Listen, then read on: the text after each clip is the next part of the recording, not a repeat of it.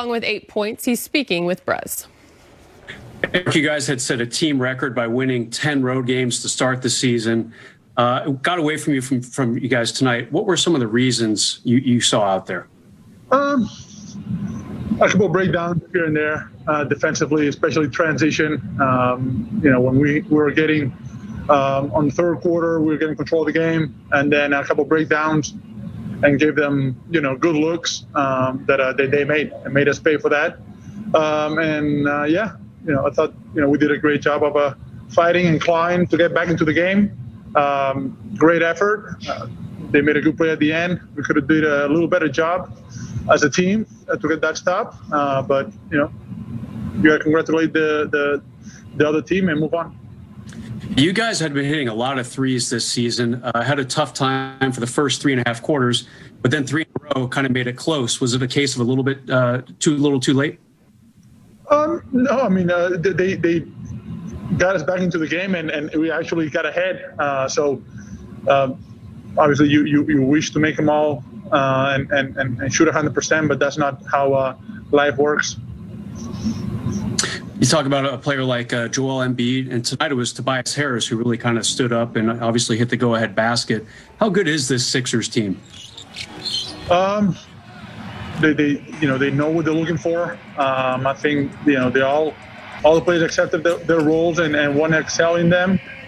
They know what they want to live by offensively and what they want to live by defensively. And they're comfortable with it. Obviously, they get into the free throw line a lot, and that controls the game in a way. Time for Magic's tweet. That was the most exciting NBA game this season. Tobias Harris hit the game-winning shot for the Sixers and finished with 24 points. MVP candidate Embiid at 28. I wouldn't be surprised if these two teams were in the NBA Finals. It is now time for Fish's Focus. What are you focusing on tonight, Fish? Focusing on Joel Embiid and defending him. Yep. The way that he plays, the way he creates contact. Gets to the line. Gets to the free throw line. It disrupts the rhythm and the flow of the game, right? So a lot of whistles. Yeah, a lot of whistles, a lot of stoppages. Simple cross-screen action here. Look at him creating contact, getting his arms into Mark, trying to post up as low as possible. Ball moves. Mark does a good job forcing him to catch it in the mid-post. But you see this back foot here, Geets? That allows him to set up going to the middle. The jab to the middle is what gets Mark going there. Steps off. Nice baseline jumper, nice and smooth there. Again, cross screen, creating contact. You teach bigs to stop as early as possible in the lane so that they can catch it deep, and then worst case, they end up catching on a block again. Foot is back. That means I can set you up to the middle, fakes to the middle again, moves Mark just slightly that way, comes back left, contact, and one, foul.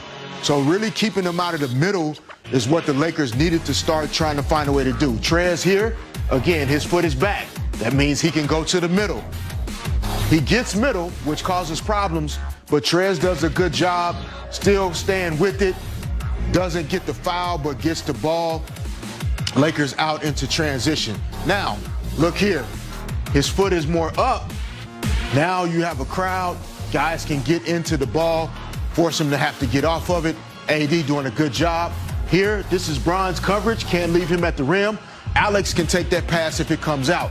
Bron stays with the shooter a little too long, leaves Simmons at the basket, and gets the finish. So Embiid's ability to create contact, score himself, good spacing offensively, which Doc Rivers teams are always really, really good at, and good passing. So this Sixers team is serious. They're real, and they're going to be a real contender to have a run at the title. Great breakdown, Fish. James, I'll get your thoughts in a little bit. Game high, 34 points for LeBron. He scored 80 over his last 2 games. He's speaking with Mike in the media. Hey, LeBron, what you see is the primary reason that Philly was able to build the double-digit leads sort of, once a quarter almost that you guys had to kind of dig your way out of? It was a game of rust for them. The first quarter was we put them to the free throw line way too much. I believe they had 12 free throw attempts at the end of the first quarter, something like that. And B probably may have like 8 of those. And it allowed them to get their defense set, neutralized us being able to get stops to get out on the break. So we had to do a better job of that. But I thought, listen, besides that, we held them to 21 points in the second, 26 and 26, and and gave ourselves an opportunity to win at the end, and it didn't go our way. But I loved our fight.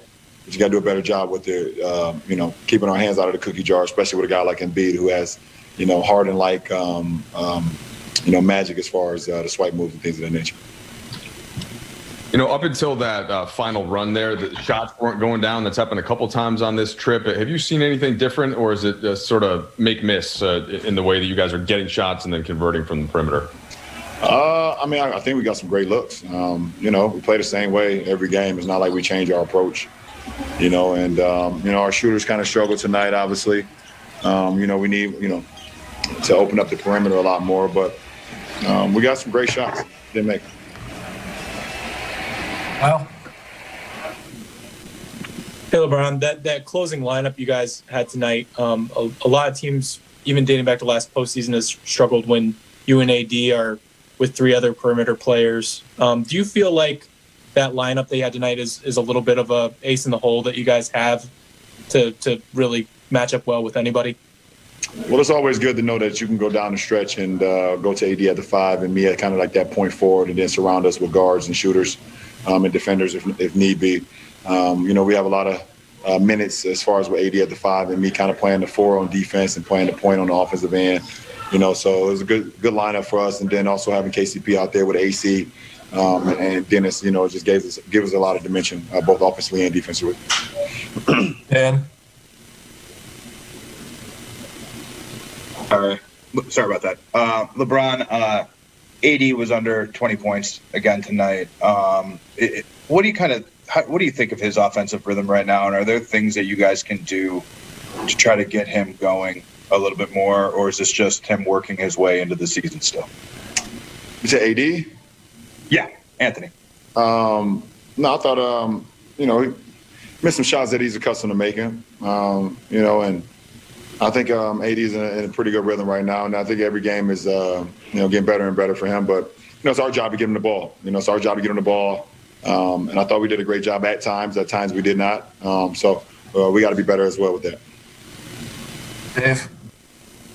Ron, a couple of years back, we were in Philly, and you were talking about the Sixers squad and the expectations placed upon them, and you said everybody wants instant oatmeal, but it takes some time for these things to come together. How do you view them now, the number one team in the East, and they played you guys down to the wire? I think it's a really good team that they put together. I give a lot of credit to Ellen Brand and and the things that they're doing here. Obviously Doc has always won pretty much wherever he's been, and he got him playing some really good basketball. So we see as the season goes on, there's going to be a lot of teams in the Eastern Conference that's going to play championship basketball down the stretch. I know they believe that they're one of those teams. Two more, Bill. Hey, LeBron. That run that you guys had in the fourth, started with a couple of buckets from Alex, and then he has steal in there also. I'm just wondering, how have his contributions maybe evolved, or what is different about the way he's contributing to this group this year, and just how much better is he than he was a year ago? AC is whatever we need. AC is kind of a Swiss Army knife, to be honest. If you need scissors, you need a wine opener, you need a fingernail clipper, if you need a knife, he's all of that in one. He can do it all. He just helps our ball club in so many different ways. He can bring the ball up, play the point. He can play off the ball. He's shooting, dead eye from the 3 this year, and he defends at a high level, and he doesn't make many mistakes. So, you always can live with that. You can live with a guy on the floor like that and just plays championship basketball. So you make him open your wine for you? And I open my own wine. I'm going to be honest. I would not let him open my wine, and that's no disrespect to him. But when it comes to my wine, I trust myself. Sierra? Hey, LeBron. I was just wondering, with how long you've been on the top, you've obviously had to adapt to a lot of things. I was just wondering how it is that you manage changing your game and just change in general. You have to change with the times, I guess. You have to continue to evolve. When I came into the league, it was literally a big man's league, pretty much. And I don't mean that it's not a big man's league. Now I mean like 4s and 5s pretty much played in the paint. You had, big guys, and there was a lot of posting up, things of that nature. You had some flick wings and things of that nature, but it was a big body, big man game. And as the league evolves, you have to be able to evolve with it if you want to keep up with the time, keep up with the Joneses or keep up with the Jameses in my case. So, for me, never putting a cap on my ceiling. I just want to always continue to get better and do things out on the floor that's maybe hasn't been done in other people's careers, and continue to push the envelope and see how much juice I can squeeze out of the So that was pretty loud, but it's okay. So just always trying to, put myself, like I said, in a position to be successful, continue to work on my game, work on my mind, work on my body, and see what the cards is, how they be played. You play the hand that's dealt to you, and just go from there. There, thank you. Oh, that's it? That's it, thank you. I appreciate it. More to come on Access. It wasn't Embiid or Simmons. Tobias Harris.